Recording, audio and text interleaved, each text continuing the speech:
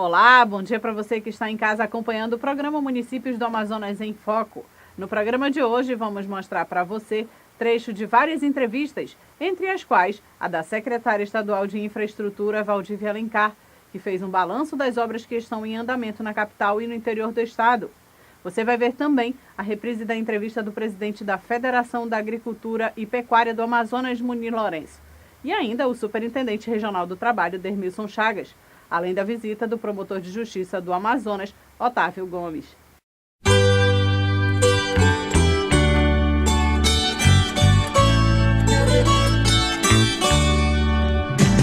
Obrigado ao homem do campo, pelo leite, o café e o pão.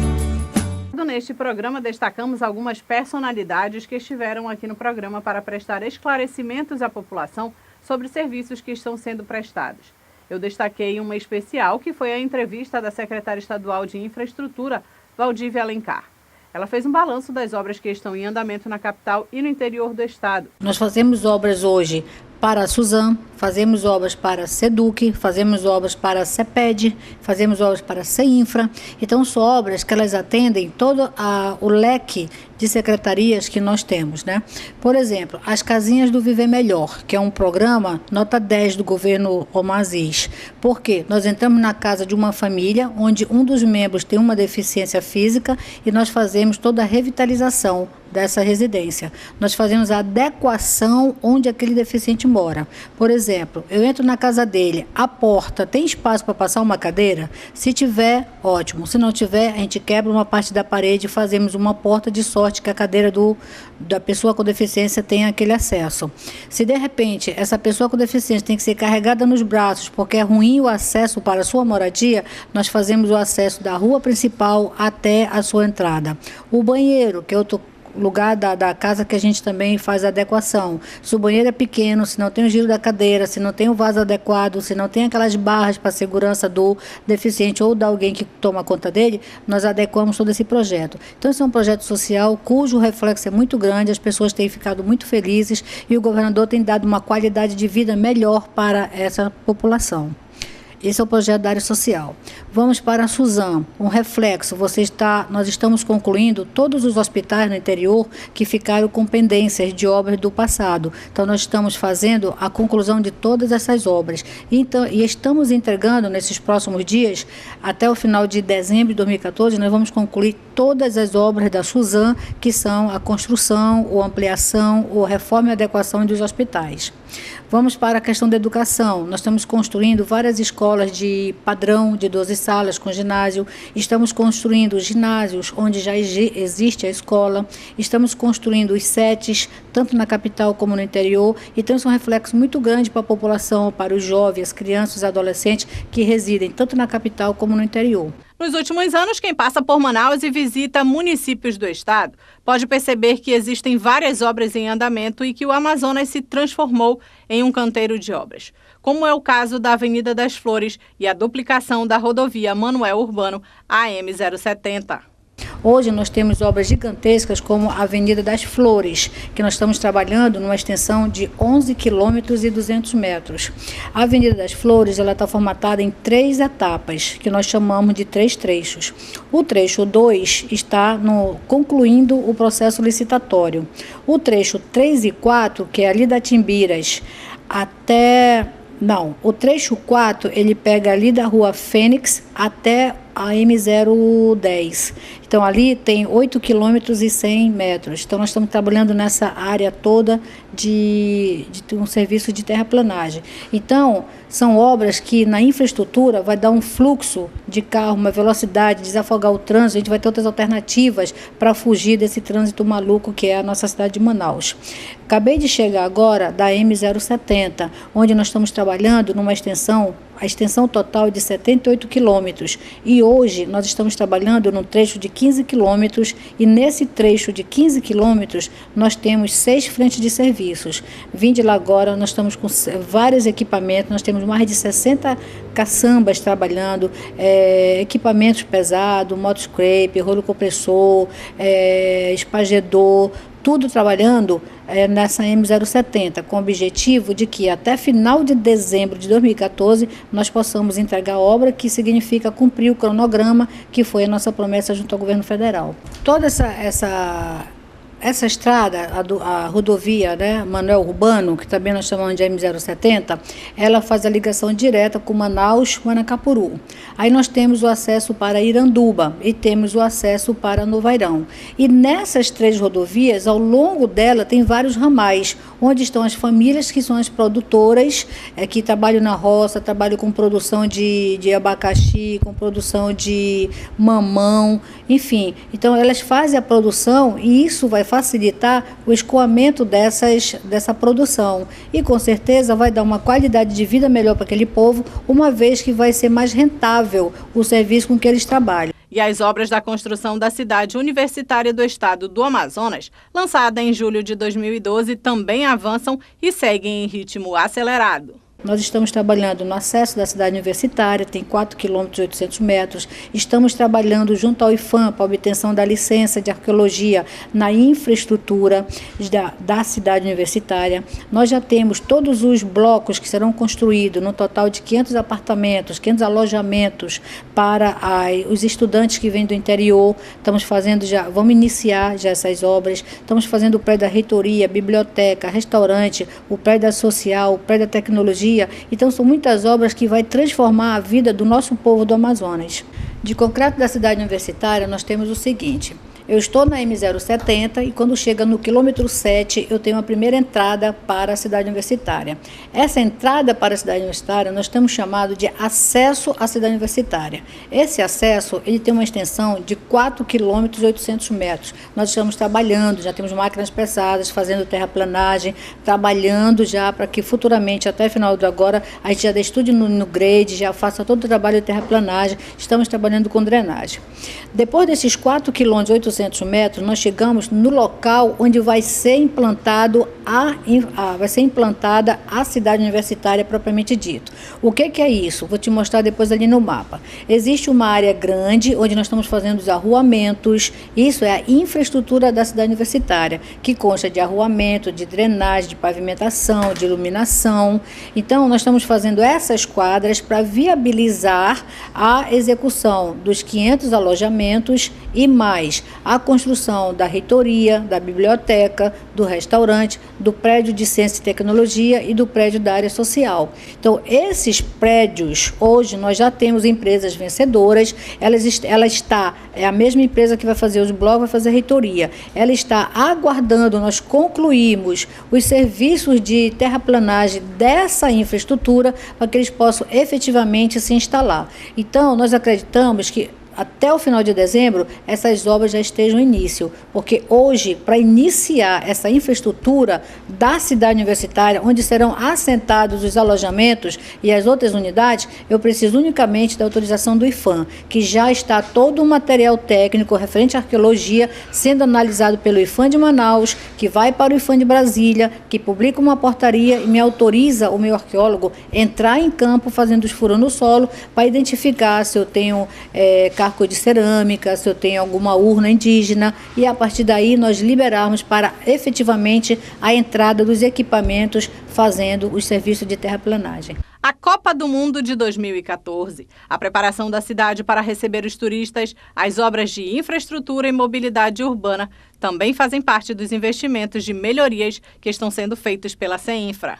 Focando só a questão da Copa, nós temos a questão da arena, nós temos o entorno da arena que vai ser trabalhado ali hoje, onde é o nosso sambódromo, né? Nós vamos fazer estruturas temporárias para adequar, para atender às exigências da FIFA. Nós temos os projetos de acessibilidade que está em fase de licitação para desenvolver projetos de calçada, sinalização horizontal, vertical. Nós temos os centros de treinamento, como por exemplo a Colina, que está em obra. A Colina já está com 72% de obra. Nós temos o centro de treinamento aqui do Coroado, que também a gente acredita já está com 10, 15% de obra, começou recente, mas está aproveitando o verão e dando maior velocidade do que a gente pode fazer. Então, os projetos da Copa estão sob controle e a gente acredita que vai cumprir o cronograma sem nenhum problema. 304 obras na capital e no interior, cerca de 6 bilhões de investimentos. Esse é o balanço que a secretária Valdívia Alencar fez da sua pasta. Vendo toda essa somatória de obras, da última vez que nós levantamos, porque todo dia eu entrego alguma obra e todo dia entra alguma obra, né? Então, até o último levantamento que nós tínhamos, dava no total de todas as obras executadas pelo governo de 6.400. Mas hoje, efetivamente, eu acredito que nós temos em andamento de obra um montante de quase 4 bilhões. Olha, é importante a gente levar em consideração o volume de obras que a gente tem feito. No passado foram executadas muitas obras de grande porte, de pequeno porte, mas esse governo ele tem focado muito no homem. Então, todas as obras desse governo, a gente é logo questionado. Quantas famílias são atendidas? Então, a preocupação com o ser humano é muito grande. Então, a gente faz aquelas obras que você vê que, ao concluir a obra, você vai atender um número significativo de pessoas e de família, focando a qualidade de vida da pessoa, focando com a preocupação, como é que ele vai escoar a produção, como é que ele vai fazer, qual vai ser o ganho dele. Então, isso tem sido importante porque, diante dessa determinação, a gente faz obras em todos os municípios, porque em todo o nossos 61 municípios, a gente vê uma necessidade muito grande, quer seja no Baixo Amazonas, no Alto Rio Negro, no Purus, no Juruá, no Médio Amazonas, aqui mesmo em Manaus, a gente vê a necessidade das populações. E nesta sexta-feira, o deputado Orlando Cidade participou junto com o governador Omar Aziz do lançamento do Ronda no Bairro em Manacapuru. O município é o quarto a receber o programa de segurança, que é baseado no conceito de polícia comunitária. O programa também entra em funcionamento no município de Iranduba e outros 9 municípios também já estão em fase final de implantação.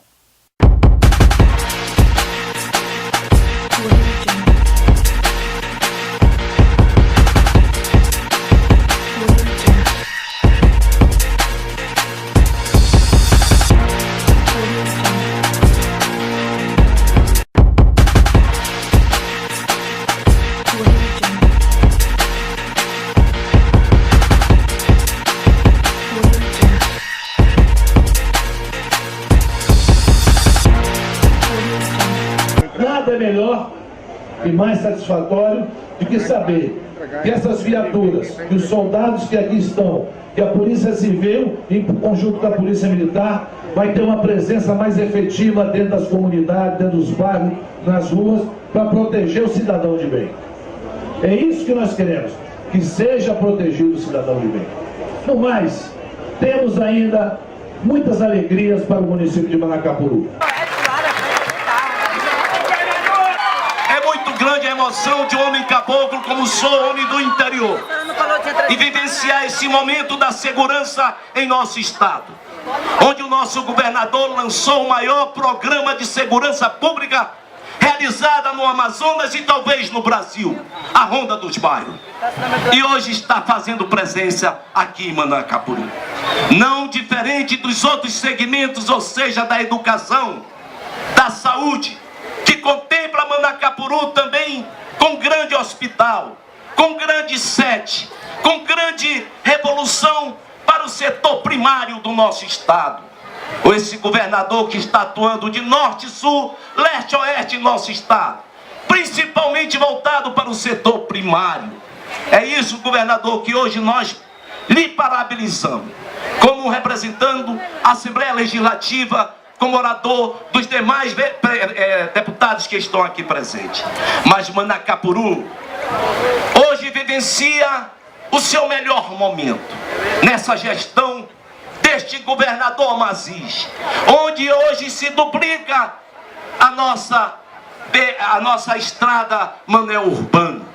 Manacapuru, esse é o melhor momento da sua história, onde vivenciamos o seu desenvolvimento, chegando inclusive no nosso setor primário. Então aqui fica nossas reflexões. Quero cumprimentar também Jamil Cefaí, esse homem que vive toda parte da sua vida nesse município, que conheceu essa estrada quando era em seu atoleiro de barro e hoje vivencia já com a chegada da sua duplicação.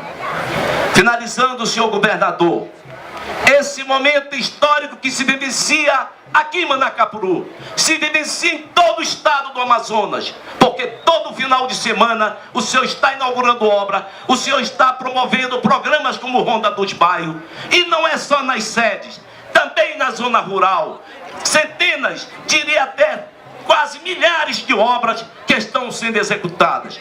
Parabéns, governador Amaziz, parabéns o nosso prefeito Tororó, recentemente chegado, que chega nesse momento de grandes realizações para o nosso município de Manacapuru. Muito obrigado, fique com Deus e até uma outra oportunidade. E o deputado Orlando Cidade também conversou com o presidente da Federação da Agricultura do Amazonas, AFEA, Munir Lourenço. Na pauta, o setor primário, que está crescendo com os incentivos feitos pelo governo do estado. Acompanhe. Você que nos assiste neste momento, através do programa Municípios do Amazonas em Foco. Este programa que vai ao ar todos os sábados. E continuando esse bate-papo aqui com o nosso amigo Munir. Munir, sabemos que esse ano, novamente, as cheias dos rios foram muito prejudicial ao produtor ribeirinho, aquele que realmente vive lá nas áreas de várzeas, onde houve uma grande perca na sua produção. E eu gostaria também, Munir, que você fizesse uns comentários sobre os dados que você tem lá na nossa Federação de Agricultura, essa federação que cuida da produção agrícola, da produção rural do nosso estado do Amazonas. Dizer aos nossos telespectadores como estão esse montante de prejuízo e as providências que estão sendo tomadas através da federação, através da nossa Comissão de Agricultura e Pesca, que marchamos juntos para ver como ajudar a esses grandes prejuízos sofridos pelos nossos irmãos do interior. É verdade, deputado, nós tivemos aí em 2013, lamentavelmente, mais uma grande cheia no nosso estado. Não do tamanho, da magnitude da de 2012, né?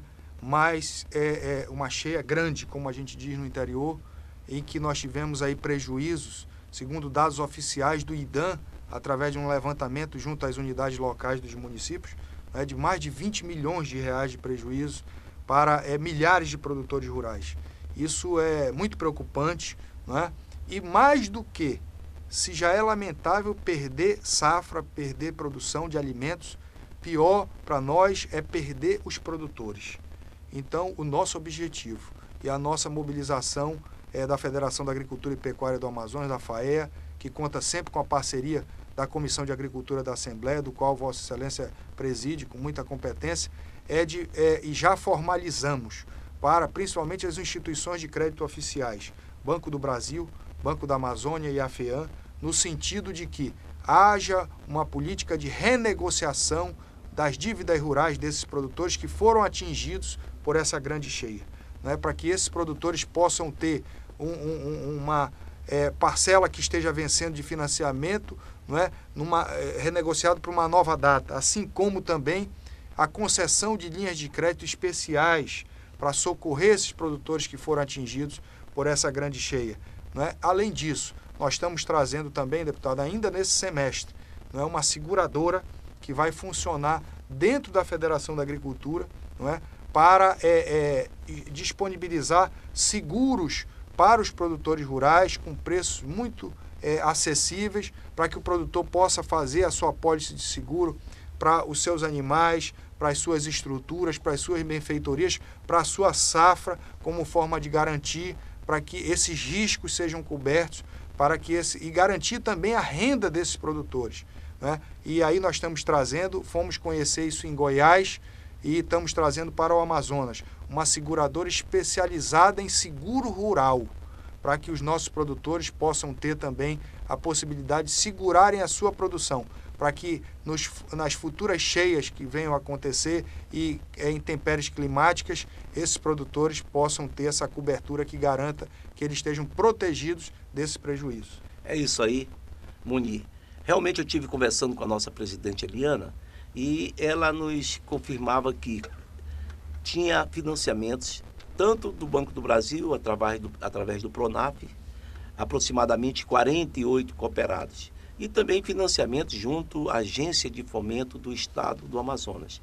E que todo esse produto que garantia o pagamento dessas dívidas foram incendiados. Mas como bem você colocou, iremos lutar para que possamos conseguir uma saída lá para a Comapem continuar a sua atividade como cooperativa, administrando seus cooperados.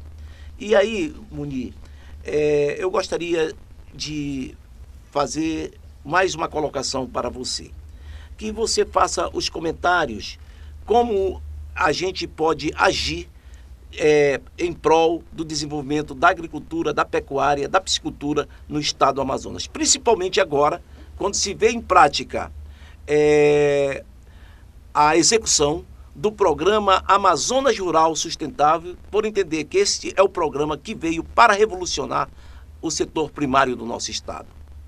Deputado, nós temos convicção de que nós temos condições de dobrar, até triplicar a nossa produção agrícola e o nosso rebanho, não é? Sem gerar novos desmatamentos. Nós sabemos que nós estamos hoje aqui no coração da Amazônia, mas hoje as tecnologias que nós temos disponíveis nos permitem, não é, conciliar aumento de produção agropecuária com a preservação ambiental.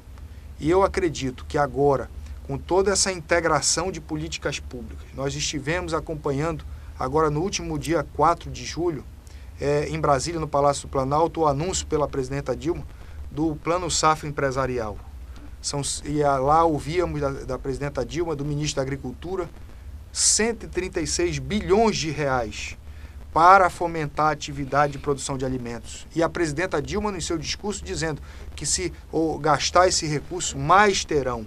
Mas o governo federal quer alimento barato na mesa do brasileiro, não quer inflação, mais subida de preço no tomate, na farinha, em todos os produtos, para que o brasileiro possa continuar tendo um alimento barato. Então, e nós queremos, já tivemos uma conversa com o Banco do Brasil, com o Banco da Amazônia, com a FEAM, que esses recursos, nós possamos ter acesso a esses recursos, porque o financiamento, o crédito rural é fundamental para potencializar a atividade agropecuária. Nós temos convicção de que nós podemos crescer a nossa produção e diminuir a nossa dependência de importação de alimentos, não é, que encarece, no final, a cesta básica do amazonense. Então, para que todos ganhem, os produtores que estão no interior, para aumentar a sua produção, e o mercado consumidor em Manaus ter mais alimento produzido no nosso estado e mais barato. E para isso o Amazonas Rural é fundamental, para que nós possamos ter um contexto favorável, para que nós possamos investir e sentir a economia rural aquecida, né? Que vai com certeza gerar mais empregos e fixar a mão de obra, o homem no interior. O setor rural no Amazonas tem uma perspectiva promissora, eu acredito, porque existe um contexto de apoio que garante essa perspectiva para o Amazonas. Vontade política, políticas públicas, né, favoráveis à atividade rural e um contingente de produtores que estão com toda a sua força de trabalho dispostos a cada vez mais crescer e produzir alimento. Muito obrigado, Munir. E agora faça suas considerações finais aqui aos telespectadores do programa Municípios do Amazonas em Foco. Eu também agradeço, deputado Orlando, por esse espaço, cumprimento o senhor e toda a sua equipe pelo programa Municípios do Amazonas em Foco, um espaço muito importante para nós discutirmos, debatermos o interior do estado, os municípios, o desenvolvimento, e saiba que nós reconhecemos que o setor primário pode dar uma grande contribuição para o desenvolvimento do estado do Amazonas e que nós vamos estar, sem dúvida alguma, sempre vigilantes para que medidas e ações sejam colocadas em prática para o desenvolvimento da atividade da agricultura e da pecuária amazônica. O promotor de justiça Otávio Gomes também está entre os convidados do programa. Ele, que é especialista em defesa do consumidor, conversou com um deputado sobre o assunto. É uma satisfação muito grande receber hoje aqui em nosso estúdio o promotor Otávio Gomes. Promotor Otávio Gomes, que também já foi procurador-geral de justiça do estado do Amazonas. E eu quero aqui cumprimentar o doutor Otávio, dando um bom dia. Bom dia, doutor Otávio Gomes. Bom dia, deputado Orlando Cidade. Bom dia aos seus telespectadores também. É um prazer estar aqui no seu programa e ficar à disposição aí para a gente debater algum assunto do interesse de todos os cidadãos amazonenses. Mas, doutor Otávio Gomes, hoje foi noticiário aqui, está sendo noticiário essa semana, da criação de 7 novas vagas para desembargador, para preencher o tribunal pleno do nosso Tribunal de Justiça aqui em Manaus. Como o senhor avalia esse avanço da Justiça amazonense com a criação desses 7 cargos, 7 novos desembargadores que, sem dúvida alguma, em breve tomarão posse aqui no nosso Tribunal de Justiça? Eu vejo, Orlando, com muito bons olhos. Acho que realmente é algo alvissareiro você aumentar o tamanho do Tribunal de Justiça. Ainda há pouco eu falava que existe realmente uma incidência muito grande de novas ações, isso fazendo com que o Judiciário tenha dificuldades em dar andamento nas ações. É claro que o problema não é só o número de juízes ou desembargadores, não é só.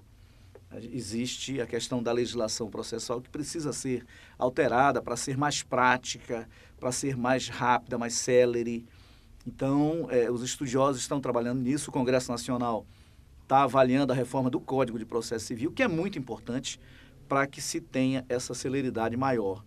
Agora, em razão até de uma abertura de crédito da Assembleia e do próprio Poder Executivo, foi possível o aumento desse número de vagas. Mas o que é também muito interessante, além do número de vagas para desembargador, acho que é uma luta que a gente vem empreendendo e, pelo que se soube, o presidente do tribunal já, inclusive, acenou com essa mudança, que é a criação de uma vara específica para a defesa do consumidor no âmbito coletivo. Então, hoje, só para dar um exemplo, a gente entra com uma ação discutindo a questão água, fornecimento de água, por exemplo.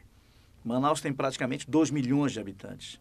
Esse fornecimento de água, ele prejudica a todos. A gente entra com uma ação e essa ação vai para uma das varas cíveis, que tem em Manaus aproximadamente 13. Então, ela é mais uma ação entre tantas milhares que estão lá, que representam o interesse, às vezes, de uma pessoa. Então, o interesse de 2 milhões fica subordinado ao interesse de um ali, porque fica na fila, digamos assim, não recebe a prioridade devida. Com uma vara do consumidor, que parece-me que nessa reforma vai ser criada, aí efetivamente a gente vai ter mais condição dessa defesa coletiva. Então, penso que tem que ser dada uma olhada realmente também para essa primeira instância, para a questão dos juízes, das varas, porque lá se sabe onde está o maior número de processos, não que o Tribunal de Justiça, no âmbito do Pleno, não tenha um número, até nós já trabalhamos lá com o Procurador-Geral e sabemos que realmente também tem um represado e um trabalho constante dos desembargadores para dar vazão a esses processos. Mas, na primeira instância, junto aos juízes aqui, é onde o cidadão primeiro recorre, para depois chegar em segunda instância. Então, acho que tem que haver uma prioridade também.